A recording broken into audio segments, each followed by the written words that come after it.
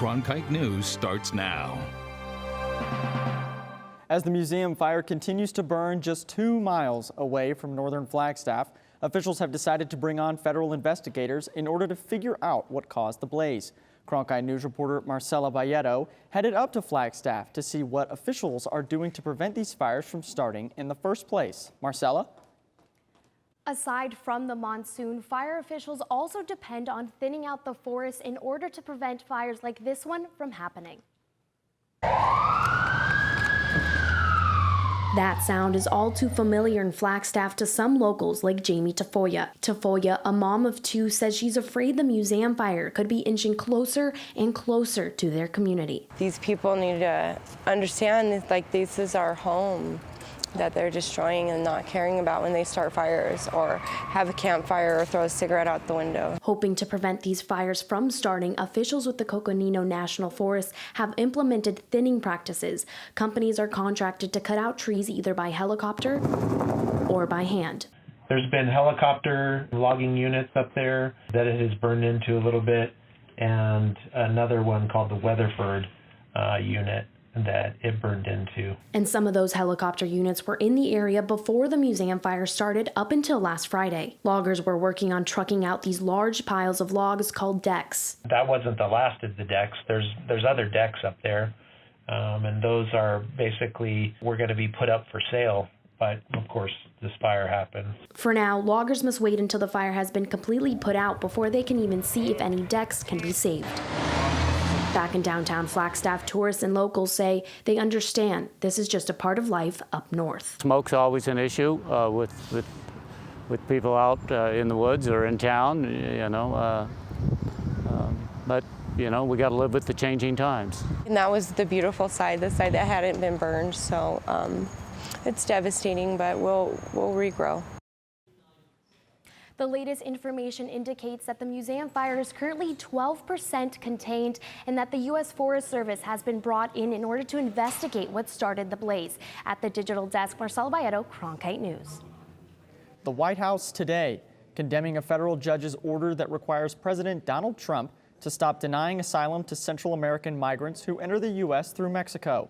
Yesterday, a federal judge in California blocked the Trump administration's new asylum rule, which took effect a little over a week ago. According to the California judge, the rule is likely invalid because it is inconsistent with current asylum laws. While courts were weighing the administration's asylum policy, members of Congress were grilling administration officials over conditions at border detention facilities and policies on separating migrant parents from their children. Cronkite News reporter Julian Paras is live with details from today's House Judiciary Committee hearing in Washington. It was just yesterday that Judiciary Committee members were sparring over the testimony of former Special Counsel Robert Mueller. And just like then, Democrats and Republicans on the committee today argued over the goals of the hearing. And just like then, emotions were still a little raw. Republicans charged that today's hearing on family separation and the conditions of immigration detention facilities was a little more than a Democratic attempt to score political points. Look, I'm going to stop. I'm not going to read this. You know what is dehumanizing? It's continuing to bring the same witnesses or the same people from the same agencies to talk about this over and over and over again. What's dehumanizing is doing that and not doing anything about it. Democrats shot back that Republicans are ignoring real problems at the border, citing the case of a 3-year-old Honduran girl who had to choose between her mother, who was staying in the U.S., and her father, who was being deported. Asking a 3-year-old child to choose between their parents, not knowing if they'll ever see one again, is unconscionable and traumatic to a child. No one at the hearing claimed the situation at the border is good. Facilities have been overwhelmed by the surge in immigrants, many coming through with children the system is not used to handling. Customs and Border Patrol Chief Brian Hastings said his agency is working to provide as much care as possible. But an inspector with the Department of Homeland Security said detention centers are filled to overflowing. When our team arrived at the El Paso del Norte Processing Center, they found that the facility, which has a maximum capacity of 125 detainees, had more than 750 detainees on site. The following day, that number had increased to 900. Shaw said the conditions pose a threat to both the migrants and to the federal agencies overseeing their custody. Arizona Representative Andy Biggs said Congress is largely to blame for the problem. If you want to solve separation, we would do more than have hearings, because there isn't anybody in this room that doesn't want to deal with the situations that are horrific along the border. But Arizona Representative Greg Stanton said he is less concerned about assigning blame than he is worried about the situation now. Securing the border and treating children humanely are not competing values. And this administration's family separation practice deeply concerns me. Congress did approve billions in emergency funding for border operations just last month. That money went toward additional shelters, among other uses. And today, officials told Stanton that Phoenix is one of a handful of cities still being eyed for another detention facility. In Washington, Julian Paras, Cronkite News. Not only did I self-report, I turned my entire Facebook account over to the Office of Professional Responsibility. And when I say that, I gave them my login and my password so they had full access to my account. The head of U.S. Border Patrol says she joined a Facebook group that mocked migrants and lawmakers in order to read what personnel thought of her. When the Facebook post became public, Chief Carla Provost condemned them without noting she was a member. There are 62 current and 8 former Border Patrol employees under investigation concerning their involvement in the I'm 1015 Facebook group. Right now, we're under another ozone high pollution advisory, so you may want to limit your time outside if you have difficulty breathing. Not to mention, it's hot out there. Yes, it is. According to the University of Arizona Medical School in Phoenix, Arizonians experience about 4,000 hours of sunshine each year. And although the sun can raise endorphin levels, creating a happier state of mind, it can also cause severe eye damage. Lindsay Amundsen is joining us now with more on the impact the sun has on our eyes. I spoke with Dr. Robin Ross, the Chief Medical Officer at Global Retina Institute. She says the most common impact from the sun's UV rays are dry eye and pterygium growths that move across the cornea and pupils, causing significant vision loss. Surgery can fix it, but there's a 50% chance they will grow back. Sun damage is also cumulative, so it's important to start wearing proper eye protection at a young age. Dr. Ross says this means wearing sunglasses that are UV 400, meaning they protect against 100% of the harmful UV rays. The sun's rays can also cause early aging cataracts, which are the leading cause of blindness around the world.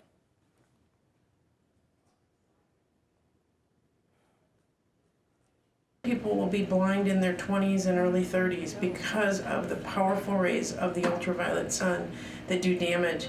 And here in Arizona, we even see more people having cataract surgery earlier in their life rather than waiting to 60s, 70s, and 80s.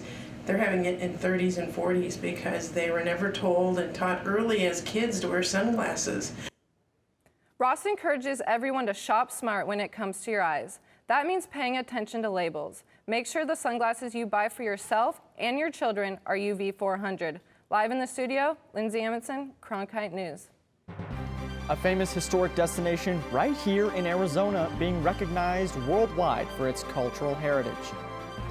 Columbine High School making some changes due to growing threats and thousands of curious trespassers coming on campus since the 1999 massacre. Those stories and more after the break.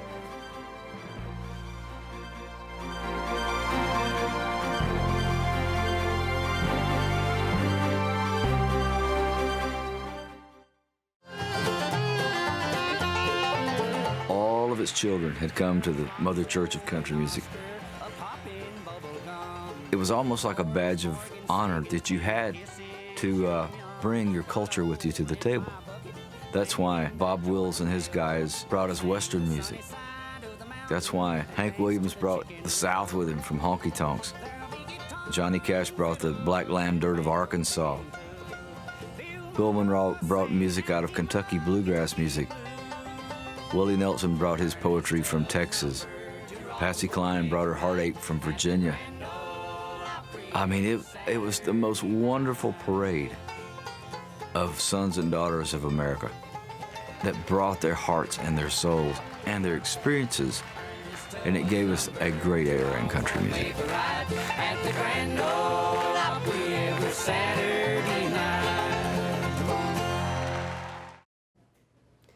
historic Scottsdale home and school received a prestigious global designation earlier this month. Cronkite News reporter Amanda Slee joins us now in the broadcast center to explain. Frank Lloyd Wright was a famous architect that created his works by responding to the environment he was in and the needs of American society. Some even say he was a pioneer of modern 20th century architecture in America. Wright created what he called the desert camp here. Taliesin West was Frank Lloyd Wright's winter home and school for future architects, and it was inscribed on the UNESCO World Heritage List on July 7th. The World Heritage Council recognizes historic sites and landscapes for their outstanding universal value to worldwide culture and cultural heritage. 8 Frank Lloyd Wright sites, including Wright's summer home and school, Taliesin East in Wisconsin, were recognized as World Heritage Sites. Also on that list was the Guggenheim Museum in New York. They recognized the 8 Frank Lloyd Wright sites because of Wright's innovative use of materials, his ideas of looking at architecture in a new way, creating new ways to use and form space to meet modern lifestyle. Taliesin West is now one of 2 Arizona places to be on the World Heritage List, the other being Grand Canyon National Park. No, I think everybody was really excited. We popped a bottle of champagne and celebrated. Architect and previous Taliesin graduate Christopher Gritzmacher says Wright's school worked to shape how he approaches architecture. The Phoenix-based architect says students live at Taliesin and spend 24 hours a day with each other. It does lend itself to different interactions and different sort of friendships and different work relationships with people that I don't think you'd ever get otherwise. Students of the school are required to do a variety of different duties. For example, they put on a show in the cabaret for guests and cook for events. I actually cooked for one of the formals, which was really cool because I made a rosemary leg of lamb and just kind of came up with this whole menu on my own, which is pretty incredible stuff for cooking for 100 people. He says students only get a month off from school a year. That is split up into 2 two-week periods known as migration.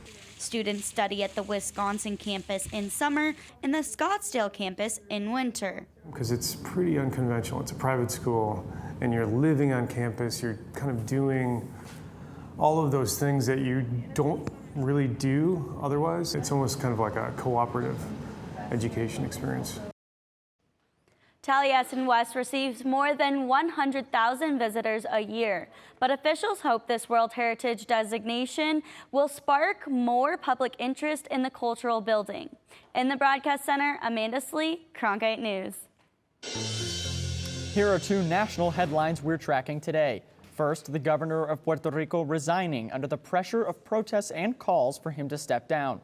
Governor Ricardo Rosselló announcing his resignation overnight and set to officially resign at the end of next week. Thousands of people crowded the streets of San Juan, Puerto Rico to celebrate the news with fireworks, drumming, music, and cheering. Justice Secretary Wanda Vasquez will likely take his place as governor. And Columbine High School won't be torn down and rebuilt. In 1999, 12 students and a teacher were shot and killed in a mass shooting. The school district discussed the idea of demolishing the building to help curb the record number of people trying to enter the school illegally. Officials say last school year, 2,400 people tried to visit the property, but the district says they surveyed nearly 7,000 people, and over half did not want the school to be torn down. Up next, ASU and NASA joined forces for the Lucy mission in hopes of discovering how our solar system was created. They're exploring what these human-like remains and Trojan asteroids have in common. We'll explain why after the break. Cronkite Noticias is the Spanish-speaking division of Cronkite News, covering topics such as economics, education, sustainability, immigration, and border relations. Cronkite Noticias strives to serve the Spanish-speaking community in Arizona. Under the guidance of prominent Spanish-speaking professionals, students at the Walter Cronkite School of Journalism develop content for our broadcast partner, Univision, as well as on Facebook and Twitter. Explore Cronkite Noticias at cronkitenoticias.azpbs.org. ASU and NASA researchers are preparing the first ever mission to explore Trojan asteroids. It's called the Lucy mission. As you may know, the fossil of an over 3 million year old female hominid was found in 1974, and they called her Lucy. But what is the relation between Lucy and a project that pretends to provide light in exploring space? Ethiopia, 1974. Paleoanthropologists Tom Gray and Donald Johanson discovered this skeleton. It's tested and proves to be more than 3 million years old. It's a hominid, not a human, but possibly one of our earliest ancestors. It's female.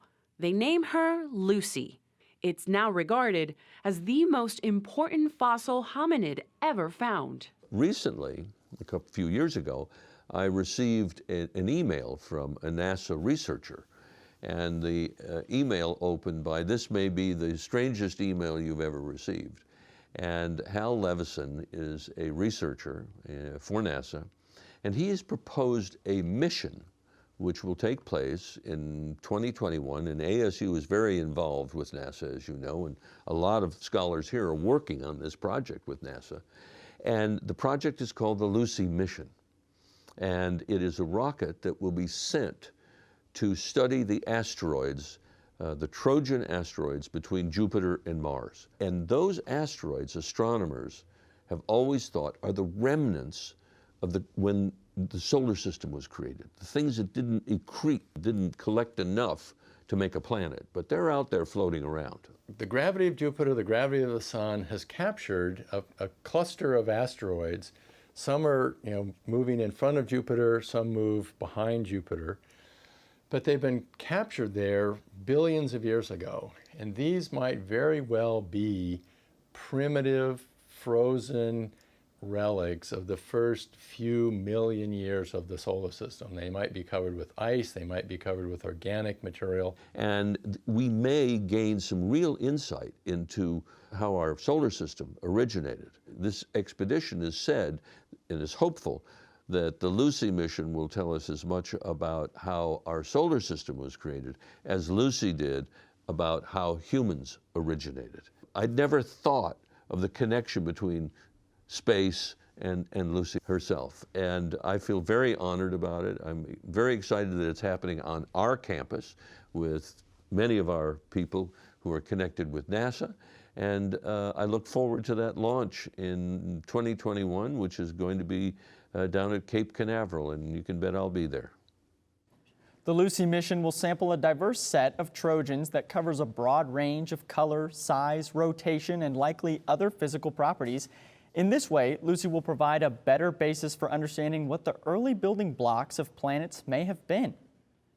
I mean, who would have known that bones and asteroids could be connected like that? I sure wouldn't, and fortunately, they're not headed our way. Bane, what does the last weekend in July look like? Yeah, we're definitely not expecting any asteroids that I know of, but we are expecting those triple digits to continue with us. Right now, we're currently at about 107 degrees here in Phoenix. If we take a look further down south, we are going to be seeing 99 degrees in Tucson, and taking a look up north, we're seeing those mid-80s and even 90s if you're up there in Page as well. Later tonight, we're going to be cooling down here in Phoenix just a little bit, though. About 98 degrees is what we're expecting around 10 o'clock. We're going to be seeing some clouds all throughout the night. That should be cleared up by tomorrow and throughout the weekend up until Sunday. On Saturday, we're expecting a high of 111, and same on Sunday, but we are expecting some rain to cool us down just a little bit. On Monday, we're going to be seeing that sunshine once again, and Wednesday is going to be our coolest day with 97 degrees. In the Weather Center, I'm Bane Froney, Cronkite News. Wiener Mania. When we come back, they may not be greyhounds, but that didn't stop these small furry friends from taking to the racetrack this weekend.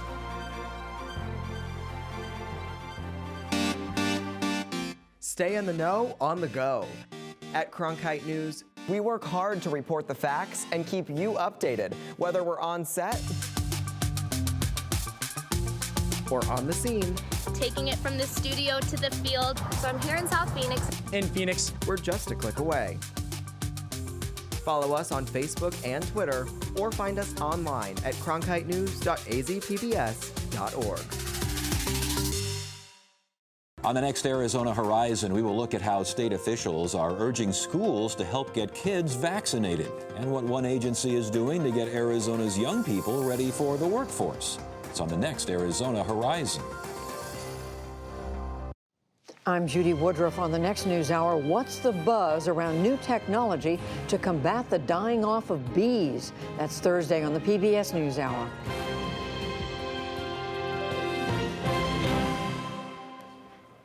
A local family-run sporting goods store seems to be keeping up with the big leagues, especially in the slow summer season. Our reporter Emmy Keenan had the chance to catch up with the business owners. Emmy?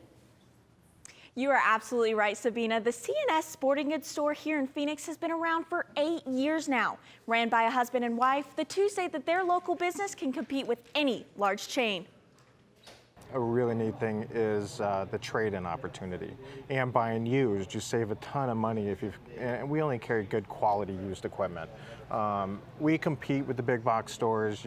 Anybody can come in here and feel confident they're going to get the best deal. We price match anybody. Anybody online, Dick's Sporting Goods, if it's the same item, we match it.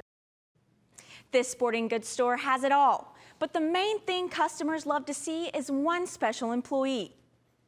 That's our dog Buddy, Springer Spaniel. He's been coming in since he was 8 weeks old. So just the cutest, nicest dog you'll ever meet. But yeah, he's usually off Friday, Saturday, Sunday, Monday, but usually he's here the rest of the time. People will come to the store just to see Buddy. While this one seems to be paid in treats, it seems that this local business is thriving off of its family-run environment. In the studio, Emmy Keenan, Cronkite News. Arizona Downs is a racetrack in Prescott, Arizona.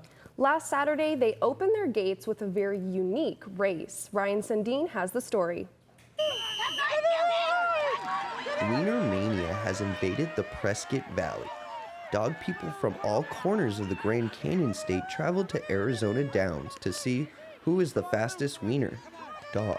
People love dogs, obviously. And again, let's touch on a few horses. We love horse racing, we love dogs, and we get people here to learn about horse racing because of the dogs. That's a great thing. We've got a lot of people here who have never been to a horse race before, and they're having a great time with the horse races and the dog races. AARF is a local dog rescue organization, and when we contacted them to see if they wanted to be involved, they jumped on it. They actually told us when they did a call out for volunteers, they had more volunteers than they've ever had volunteer before, because I think a lot of them wanted to come watch the Wiener Dog Races. The racetrack held a 50-50 raffle to support AARF. People bought raffle tickets and put them in a silver tin for which wiener they thought would prevail. Yeah, I did know about the charity. I think it's a great cause, anything to help animals out. The raffle raised nearly $1,700 for the animal sanctuary. Arizona Downs will continue to help out other foundations in future races. In Prescott Valley, where everyone is a wiener, I'm Ryan Sundin, Cronkite News. Well, that's it for Cronkite News tonight. Thanks for joining us. We'll see you back here at 5 p.m. tomorrow.